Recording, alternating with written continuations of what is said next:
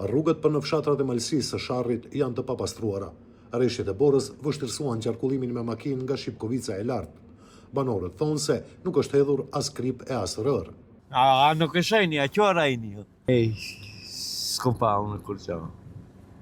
S'kom pa, ma duke që në pa pasro, pa krep, pa kur qa. Si që e shef një vjetë është, nuk ka fort e merë, nuk ka fort e merë. Po me zëngjere se jam të i bajt në ndalësit e shkollës. Në as krip as rër s'ka. Jo. A ka Jo, përcajtë? tash ka kalon. Tash ka kalon. E nëmë që do bëhet merë. Nga komuna e Tetovës thonë se ekipet e pastrimit janë në teren dhe po punohet me 6 ekskavator për pastrimin e rrugëve. Në për rrugët e qytetit dhe të Malësisë, ekipet janë në teren, po punohet në pastrimin e rrugëve, gjithsesi edhe në hedhjen e krypës. Bëjmë apel të gjithë qytetarëve të Tetovës, veçanërisht të fshatrat e Malësisë, të vozësin me kujdes të kemë pajisjet dimrore.